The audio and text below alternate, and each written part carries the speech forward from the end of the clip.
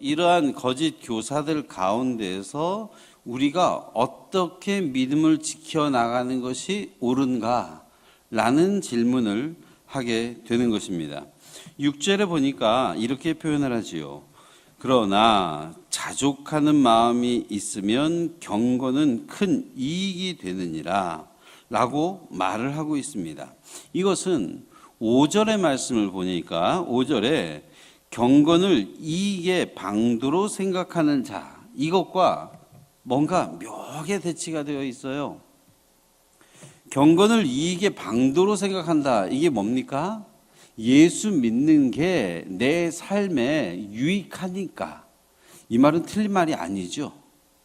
그런데 한번 이런 이야기를 들어보지요. 시문화라고 하는 이 단어가 있는데, 이 시문화는 성직을 매매하거나 영적인 것에 대하여서 거래할 때 사용되는 단어입니다. 이것이 어디서 생겨나게 하면은 바울이 가서 복음을 전하면서 귀신 들린 자를 막 쫓아내고 하다 보니까 시몬이라고 하는 자가 있었는데, 자기가 만드는 그 우상 만드는 제품, 귀신에 관련된 게 팔리지 않거든요. 그러다 보니까는 바울에게 와서 이야기합니다. 나도 그 기술 좀 알려달라고. 그러니까 귀신을 쫓아내는 것, 어떤 병을 고치는 것, 이 신비한 것이 무슨 기술인 줄 알았나 봐. 그러니까 바울만이 알고 있는 노하우. 그러니까 가서 흥정을 합니다. 나에게 그것을 가르쳐 주십시오. 제가 뭐든지 다 드리겠습니다. 이렇게 찾아가는 겁니다. 종교를 상업화하는 것이죠. 저거 하나 배우면 괜찮겠다. 물론 저도 어릴 때 그런 꿈이 없었던 건 아닙니다. 나 나중에 그때 목사 될 생각은 없었는데요. 어릴 때 배우고 싶었던 거 몇 개가 있었는데, 하나는 반석에서 물 나오게 하는 거. 그리고 또 하나는 손만 대면 아픈 사람이 벌떡벌떡 일어나는 거. 요거 두 개만 있으면 제가 공부 안 해도 부자로 살 것 같은 거예요. 기도만 딱 하면 딱 일어나. 근데 병원보다 싸게 받아. 그러면은 좀 성공할 것 같았는데, 제 생각이 아니라 여기 시므온도 그렇게 생각을 했나 봅니다. 그래서 영적인 능력이나 성직을 사거나 팔 때 여기에서 이 시몬이 그렇게 말했다는 것에서 따서 시몬이라고 하는 이 하나의 용어가 생길 정도입니다. 그러니까 교회를 나오는데요, 하나님을 믿기 때문에 주의 말씀으로 인하여 유익을 얻게 되는 것, 이것은 당연한 겁니다. 여러분, 예수 믿는다고 해서 세상의 모든 복과 세상에서 누려야 될 것과 무관하게 지내는 것이 지고지선이다. 아니에요. 예수를 믿는 사람들도 넉넉히 살 수 있습니다. 예수 믿는 사람들도 행복하게 살 권리가 있습니다. 예수 믿는 사람도 그냥 잘 살면 돼요. 그런데 문제는 뭐냐면은 그게 목표가 되었을 때 문제입니다. 우리 삶의 목표는 예수를 따라가는 것 아닙니까? 우리 삶의 목표는 예수를 닮아가는 것 아닙니까? 주와 함께 길 가다가 마지막 때에 주께서 오라고 하시면 그 천국에 나아가는 것이 우리의 목표 아닙니까? 그런데 어떠한 자들이 있었는데, 그 소위 말해서 믿는 사람들인데 자기가 말하고 있는 경건이 자기의 유익을 채워주는 도구가 돼버리는 거예요.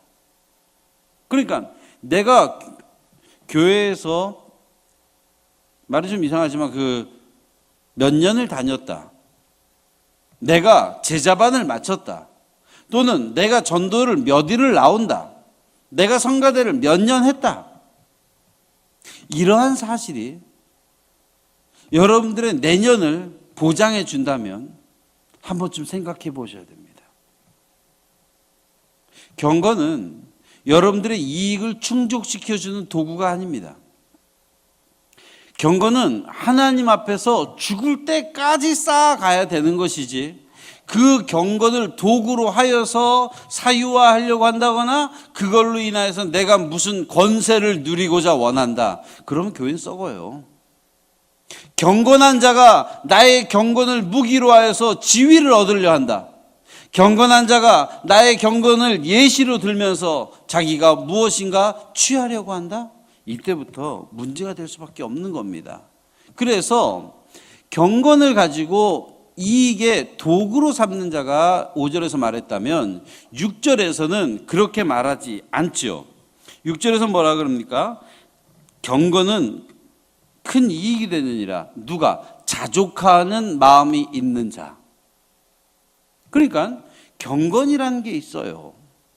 예수 믿는 자들이 그렇게 주님과 함께 동행하면서 이루고자 원하는 경건이 있는데, 어떤 사람은 경건으로 인하여 자족하고 자족하는 가운데 경건에 유익을 주는 게 아니라 경건이 내 무기야, 내 자랑거리야. 그래서 이것으로 인하여 내가 좋은 것을 얻기 위해서, 또 내가 상석에 앉기 위해서 그 경건을 들이대는 거예요.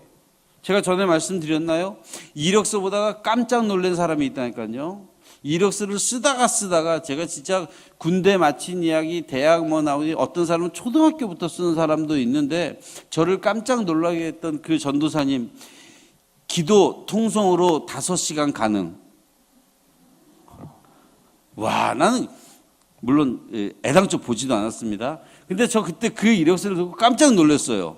와, 통성으로 쉬지 않고 5시간이 가능하다는 게 이력서의 특기사항으로 적는 거야. 여러분, 맞진 않겠지만 그것이 경건입니까? 그럼 경건이라 칩시다. 그러면 그것이 자기가 얻고자 하는 것에 유익을 줍니까? 경건에 대해서 6절에서는 분명히 얘기합니다. 자족해라. 자족하는 마음이 있다면 너희가 그것이 경건에 도움이 될 것이다. 경건에 유익을 얻으려면 어떻게 해라? 자족해라. 그러니까 여러분들이 교회에 나와서 경건한 삶에 있어서 도움을 받을 수 있는 일은 이렇게 물어보시면 돼요. 내가 지금 나의 삶에 있어서 스스로 만족하고 있나? 예를 들어보죠. 여러분 신앙생활 하면서 교회에서요, 어느 정도 만족하십니까? 투덜이과가 있어요. 이 투덜이과는 뭘 해도 싫어. 그러니까는 진짜 탁월한 영성이야, 이 사람은. 그 스머프라고 하는 애들 보는 만화에 나왔던 투덜이는요, 하여간 공부하자 그러면 난 공부가 싫어. 그래서 선생님이 또 소풍 가자 그러면 따라가면서 난 소풍이 싫어. 산에 갈 때는 난 산이 싫어. 그리고 하여간 얘는 좋은 게 없어. 우리 김밥 먹자. 그래 김밥이 싫어. 그리고 다 먹어. 그리고 다 따라가. 교회에 나오면서 내가 만족할 것, 신앙생활 하면서 내가 식사를 할 때도 좋고 예배 드릴 때도 좋고, 이 영상이 나오면 나오는 대로 좋고, 안 나오면 안 나오는 대로 좋고, 지하에 교육관이 있으면 있어서 좋고, 여기 있으면 여기 있어서 좋고, 교회 와서 앉아가지고 쉴 때도 여기가 어떻다 저떻다 지붕이 높다 낮다가 아니라, 저는 가끔 그런 생각을 해요. 4층 로비에 나가면서 야, 이만한 크기면 보통 개척교회 2개는 있겠다. 화장실 하나 크기에 이 정도의 교육관이 있으면 좋겠다고 하는 교회들이 참 많을 텐데, 다른 게 아닙니다. 여러분, 우리가 신앙생활하면서 여러분 이루는 교회에서 얼마나 먼저 자족하고 계십니까? 교회에 나오면서 더 큰 교회, 더 아름다운 교회, 더 훈련 잘 된 성도들만 바라보면서 우리는 왜 이렇게 다 쭈그리 할까?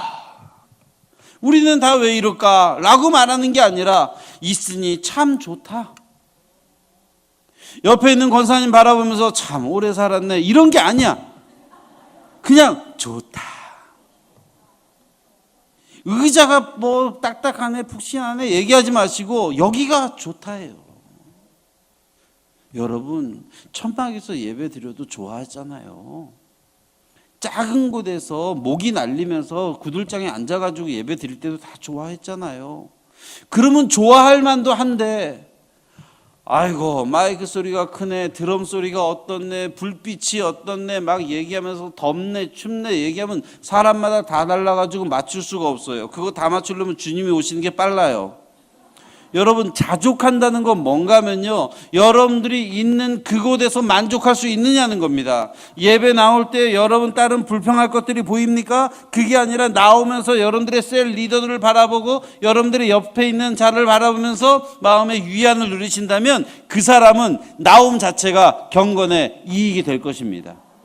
말씀을 들을 때 제가 설교 잘 못하니까 여러분을 보면 그럴 거예요. 아이고 집에 빨리 가서 내가 KCTS에서 인터넷으로 예배 설교를 보고 말지 유명한 분이 얼마나 많이 나와요. 요새 유선 채널에서 옛날엔 2개, 3개였는데 그게 아니더라고요. 셔바드에 한 6개 이상 되더라고요. 와, 설교도요 쟁쟁한 분들 나와요. 이름만 들어도 산천소목이 다 아는. 근데 저는 몰라. 그러니까 저를 보시면서 그분들 생각하면 계속 실망해. 근데 자족이라는 건 뭔가 하면요, 그냥 그런가 보다. 그러니까 아직도 여기서 부목사로 있지. 괜찮아. 여러분, 만족이라는 건요, 제가 나와서 여러분들에게 달변이 아니라 띄엄띄엄 원고지 한 장 읽고 들어갈지라도 주여 저 소리 가운데 아버지께서 나를 향하신 말씀이 있는 줄로 믿으면 그게 은혜인 줄로 압니다. 자족이라는 것은 그것입니다. 말씀을 들을 때 그 말씀이 누가 전하건 상관없이 아버지의 말씀으로 실제로 볼 수 있다면, 전하는 자는 그것을 전하면서 이것이 나만 알고 있는 비밀이냐 교만하지 않는다면, 찬양을 들을 때 얼마나 잘 나가는 사람 많습니까? 한국 사람들은 다 노래 잘하는 것 같아. 노래방은 왜 그렇게 좋아하고 K-pop 스타나 TV에 나오는 그 노래하는 오디션 프로그램 보면요, 와, 못한 사람 하나도 없는 것 같아요. 근데 거기에 귀가 익숙해 있다 보니까 교회 와서 찬양을 들으면서도 은혜가 안 돼.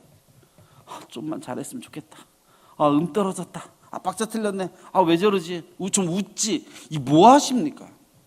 하나님께 찬양 드리는데 찬양을 부르는 그 시간에도 스스로 만족하며 주님 여기가 좋습니다 라고 말할 수 없다면, 예배를 드리고 셀 모임 하면서도 옛날처럼 셀 모임 방이 없어서 안타까우십니까? 하지만 피하면서 앉아서 둘러앉을 수 있는 곳으로 인하여 감사해 보십시오. 그러면 함께 있는 그 시간이 만족스러워질 것입니다. 더 할 얘기가 있겠지만 여러분, 자족하는 마음이 있으면 신앙생활이 즐거워지는 줄로 압니다. 자족하는 마음이 있을 때 비로소 경건은 우리에게 유익이 될 줄로 믿습니다. 여기서 말하는 바 자족은 물질에 대한 이야기로 또 많이 하게 됩니다. 하지만 제가 이것을 강조하는 것은 우리의 삶 가운데, 믿음 생활 가운데 조금만 더 넉넉했으면 좋겠다, 이 말입니다. 거짓 교회의 특징이 교만이라면 그리스도인들의 특징은 어쩌면 자족이라고 할 수 있습니다. 그 사람은 주어진 상황 가운데 끊임없이 감사할 줄 압니다. 자기 자신이 허풍 가운데 내가 이 많은 사람이야 라고 말하지 않습니다. 난 작아도 괜찮아. 여기서 한 가지 놓치지 말아야 됩니다. 자족 그러면 없는 자를 향하여서만 얘기하는 것 같아요. 없어도 그거하고 견뎌. 시급 6,000원 받아도 자족하래. 예, 아멘 하면 안 돼. 예, 이렇게 돼가지고 없는 사람의 없음으로 인하여 그걸 참아라라고 말하면서 자족만 얘기하는 게 아니라, 여러분, 없을 땐 없는 것 가운데서도 만족할 걸 찾아야 되고요, 있을 땐 있는 것 가운데도 찾아야 되는 겁니다. 많이 있어지는 게 두려워지는 게 아닙니다. 은혜가 부족할 땐 없는 가운데서 주님 앞에 더 가까이 나가기 괜찮고, 은혜가 충만하면 그것을 갖고 주를 위해 더 사용할 수 있으니 고맙고, 그러므로 자족한다는 것은 자기의 처지를 아는 겁니다. 분이 넘치도록 뻥치는 게 아닙니다. 교만한 게 아닙니다. 내 있는 모습, 내가 디디고 있는 것, 내가 소유하고 있는 것을 정확하게 알 때 비로소 그것을 자족할 조건이 됐다라고 얘기합니다. 여러분, 그럴 때 비로소 경건해질 단초가 세워진 겁니다. 하나님 앞에요, 하나님 여기가 좋습니다 해야 은혜 받지 않겠습니까? 여기 와서 저 옆에 교회가 더 좋은데, 거기 가야 은혜 받죠. 여기가 어디건 상관없이 주님 내가 여기가 좋습니다 라고 고백할 때 들려지는 겁니다. 마음이 열려지는 겁니다. 딸은 여기 와가지고 어느 교회가 좋네, 누가 좋네, 어떤 집사가 좋네, 예전에 어땠네 아무리 얘기해 보십시오. 그럼 거기 가셔요. 이렇게 말하면 안 되나요? 이거 사과드립니다. 하지만 가서 은혜가 될 것 같으면 가세요. 교회가 중요합니까? 은혜 받는 게 중요하죠. 하나님 만나는 게 더 중요하지 않습니까? 내가 여기 익숙하기 때문에 나오십니까? 아니요. 익숙하지 않더라도 은혜 받을 수 있다면 찾아가십시오. 저 중학교, 초등학교 때 할머니가 제 손 붙들고 달력에 빼곡히 채워져 있는 부흥의 날짜 맞춰서 왜 그렇게 열심히 다니십니까? 2박 3일, 3박 4일 유도 아니야. 기도원까지 끌고 다니죠. 이유는 딱 하나. 할머니 은혜 받겠다고. 근데 어린 초등학교, 중학교에 저는 은혜가 안 돼. 여러분 생각해 보세요. 팔팔 뛰고 왔던 중2 때 나이에 할렐루야 기도원 가서 다 아픈 환자야. 암 환자가 반이었어 그때는. 먹는 것도요 칼국수만 줘. 사람 많다고. 근데 칼국수 먹을 때 줄을 갖다가 앞에 1000명이 서. 이걸 먹고 일주일 한번 있어 보세요. 제가 행복했을까요? 행복 안 해요. 근데 우리 할머니 좋대. 기도할 때마다 이만큼씩 뛰면서 막 기도하면서 아 후련한데 그러면서 기도하세요.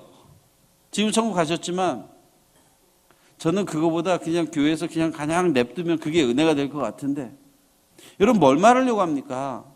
제발 여러분들이 섬기고 있는 이루는 교회 부족한 게 있을지라도 여러분들 마음에 안 드는 게 있을지라도 그 가운데 하나님이 주신 감사의 제목들로 찾으시고 만족하시고 마음껏 누리십시오.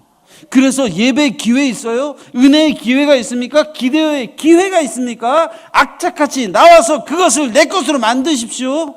그러면 경건의 유익이 될 것입니다. 7절 넘어가니까 이런 표현합니다. 우리가 세상에 아무것도 가지고 온 것이 없음에 아무것도 가지고 가지 못하리니. 이거 모르는 사람 어디 있습니까? 아마 다 알걸요? 죽는 사람 아무것도 가져가지 않는다 다 압니다. 여러분 믿지 않는 사람들이 괜히 염 같은 거 할 때 거기 돈 괜히 찔러줍니까? 시신에다가 입에다가 천석이요 만석이요 쌀 갖다 집어넣는 거 그거 이 사람이 가면서 씹어 먹으라고 줍니까? 아니에요. 그 사람들도 알아요. 아무것도 가져가지 않는다는 거. 그리고 애가 태어날 때 이미 뭔가 딱 무장하고 나오네 봤습니까? 다 천둥벌거숭이로 다 나옵니다. 그거 모르는 사람 아무도 없죠. 근데요 경건한 자들은 하나님 앞에서 경건을 꿈꾼 자들은 그 사실을 잊지 않는 겁니다. 지금 비록 내가 걸치고 있는 게 그럴듯해도 지금은 내가 가진 게 조금 있는 것처럼 보여도 내가 처음 태어날 때 아무것도 없음과 내가 마지막 때에 주께서 오라 하실 때 아무것도 가지고 갈 것이 없음을 고백할 수 있는 사람.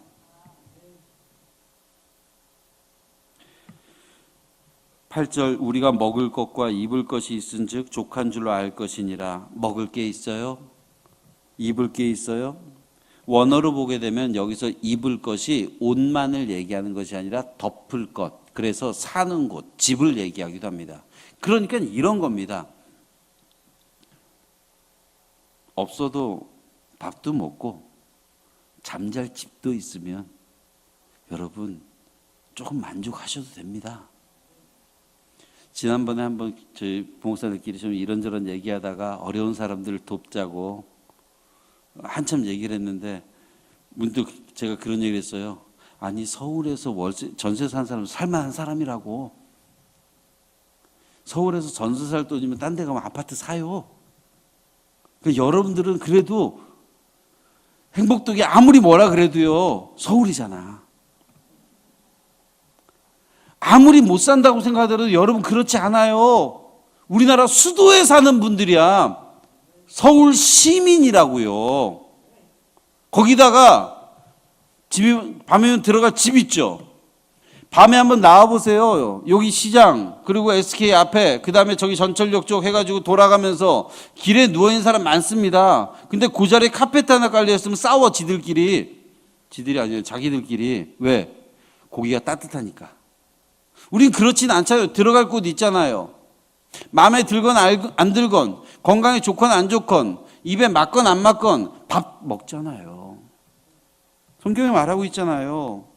입을 것 있고 먹을 것 있고 입을 것 있은즉 족한 줄로 알 것이니라.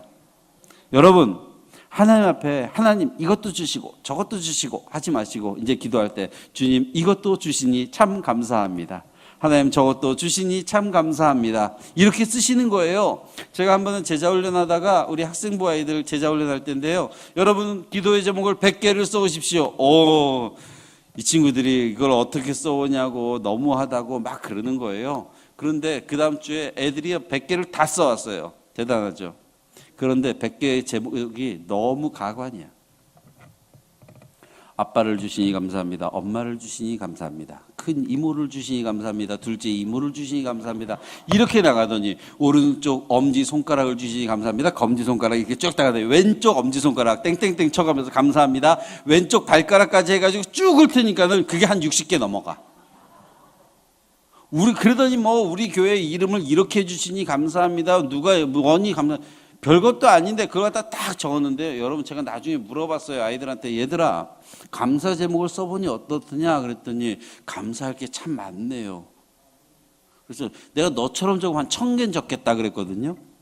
근데도 이상한 것은 손가락 중에 감사하다는 말이 그게 너무 신기하더래요. 다 적어봤는데 발가락을 친 것도 감사하다고 말을 적어놓고 나서 보니까 이게 신기하더래요.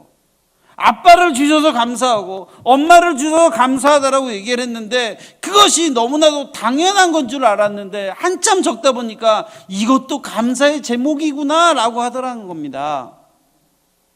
아이들을 낳다 보니까 많이 낳아보니까 알더라고요. 눈, 코, 입 제자리만 붙어 있어도 은혜야. 손가락 딱 펴봤는데 10개야. 감동의 눈물이 팍 나요. 경험해 보셔야지만 돼. 제가 셋째 아이가 좀 아프잖아요. 넷째 아이가 정상적으로 태어나는데 피덩인데 그날도 성경학교 인도하느라고 개회 예배 해달라 그래서 개회 예배를 해야 되는데 글쎄 아침에 새벽에 배가 아파서 병원을 간 거예요.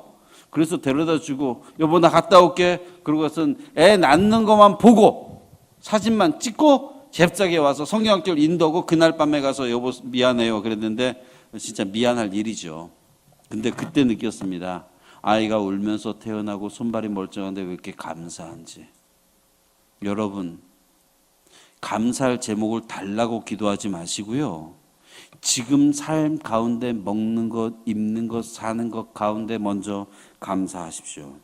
그렇게 자족하다 보면 하나님께서 충만하게 채워주실 줄로 믿습니다. 그렇게 자족할 줄 아는 사람은 많이 가졌다고 교만하지 않습니다. 없다고 비천하다 생각하지도 않습니다. 왜? 그만큼 누릴 줄 아니까요. 9절에 말합니다. 부하려 하는 자들은 시험과 올무와 여러 가지 어리석고 해로운 욕심에 떨어지리니 곧 사람으로 파멸과 멸망에 빠지게 하는 것이라. 여러분 부자가 되려고 하는데 왜 이렇게 어렵습니까? 부자가 되는 게 뭐가 나쁩니까? 부자가 된다고 하는데 시험과 올무와 여러 가지 해로운 욕심에 떨어질 것입니다. 필연적이 아니라요. 이 말은 그 다음에 나오는 10절에 나오는 것과 연결해서 봐야 되는데요. 부자가 되는 게 문제가 아니라 부자가 되기 위해서 돈을 사랑하는 것이 문제가 되는 거예요. 정직하게 열심히 사십시오. 그러나 모든 행복은 하나님께로 말미암음을 잊지 마십시오. 하나님이 여러분들에게 물질을 부어줄 수도 있습니다. 하지만 돈을 사랑하지는 마십시오. 그것은 다스리는 겁니다. 배입니다. 타고 가는 배입니다. 그냥 노를 젓는 겁니다. 그래서 목적지에 이르면 버려져야지만 되는 겁니다. 그거 붙들고 갈 수 있는 게 아닙니다. 그러나 돈을 사랑하면 문제가 됩니다. 왠지 아세요? 그것만 사랑하게 돼요. 중독성이 있다라고 얘기합니다. 여러분 물질, 만문이 가진 중독성은 정말로 무서워서요. 사람을 사람으로 보지 않습니다. 사람을 바라볼 때도 관계를 맺고 친구를 맺을 때도 쟤는 돈이 되는 친구, 얘는 사귀어봤자 돈 안 되는 친구. 어떤 분들이 그렇다고 하더라고요. 교회를 정하는데 이 교회를 나가면 내 장사에 도움이 되겠구나. 여기는 나가봤자 내 헌금이 더 많겠구나. 그래서 교회를 정한다는 소리를 듣고 아이고 주여 그냥 속으로만 그랬어요. 여러분 예수를 믿으면 구원받죠. 아멘. 근데 여기 맹점이 있죠. 예수도 믿고 다른 것도 믿는 게 아니라 예수만 믿을 때 구원받는 줄로 믿습니다. 예수님을 사랑하는 것 얼마나 아름다운 말인지 모릅니다. 그런데 주님도 사랑하고 돈도 사랑하고 눈에 보이는 건 모두 다 사랑하리. 이 사람은 구원받을까 모르겠어요. 돈을 사랑함이 여기 보니까 일만하게 뿌리가 된다라고 얘기합니다. 여러분, 나는 괜찮아. 난 이길 수 있어. 그 돈의 유혹으로부터 나는 벗어날 수 있어. 제발 나에게 돈벼락이여 떨어져라. 이렇게 기도한 분 혹시 계십니까? 우습게 보면 안 됩니다. 돈은 인간의 가장 밑에까지 후벼팔 수가 있습니다. 5만 원 돈 때문에 70세 노 부인을 찔러 죽였던 이야기. 이게 말이 됩니까? 교회에서 몽둥이로 때려가지고 할아버지를 갖다 눕힌 다음에 주머니에 털어갔는데 가진 돈이 없는 거야. 12,000원 훔쳐갔대요. 이게 뭐예요 이게 도대체? 이게 무슨 세상입니까? 돈에 눈이 뒤집힌 거잖아요. 여러분, 예수님만 사랑하십시오. 어떠한 경우에도 교만해지지 마십시오. 나는 물질 앞에 당당할 수 있어. 난 이겨낼 수 있어. 어떠한 음욕도, 어떠한 탐욕도 나는 넘어지지 않아. 난 주님을 사랑하니까, 난 교회 오래 다녔으니까. 아니요. 다 넘어집니다. 그 유명하신 어르신들도 무너집니다. 여러분, 그러므로 어쩌면 우리의 모습이 재벌이 없는 우리 교회가 훨씬 더 행복한지 모릅니다. 하지만 여러분, 그게 아닙니다. 부자가 되십시오. 단 너무 사랑하지 마십시오. 여러분들의 인생에 하나님이냐 돈이냐 택해야 될 기회가 있다면 무조건 주님을 택하십시오. 그러면 주께서 우리를 기특하게 여기실 것입니다. 돈을 사랑하는 자들은 믿음에서 떠나 많은 근심으로 자기를 스스로 찌른다고 합니다. 여러분, 그러지 마십시오. 돈을 사랑함으로 자해하지 마십시오. 하나님의 귀한 전입니다. 하나님이 여러분들이 그 가운데 살기를 원하지 않습니다. 디모데 전서의 말씀을 이제 11절부터 딴 얘기가 잠깐 나오는데, 교회가 정말로 평안해지기 위해서는요, 저는 오늘의 이 말씀에 있는 것처럼 좀 있는 자들은 있는 대로, 없는 자들은 없는 대로, 은혜가 넘치는 자들은 넘치는 대로, 조금 부족한 자들은 부족한 대로, 그 가운데서 주님께서 내게 주신 바 은혜를 깨달아라. 하나님 참 감사합니다. 우리에게 이 교회를 주시니 너무 감사하고, 나를 위하여 목사님 세우시니 감사하고, 부족한 것 같지만 넉넉한 우리 셀 리더를 주시니 감사하고, 없는 것 같지만 작게나마 주 앞에 드릴 수 있게 물질 주시니 감사하고, 마음의 소원이더라도 내 평생 소원 교회 나가서 다시 나가서 예배하는 것이라고 얘기하는 권사님을 보면, 여러분, 걸어서 나와서 예배하는 이것도 은혜 아닙니까? 다른 것 꿈꾸지 마시고 자족하는 가운데 하나님이 주시고자 원했던 바 아름다운 경건을 이루어갈 수 있는 저와 여러분들 되시기를 주님의 이름으로 축원합니다.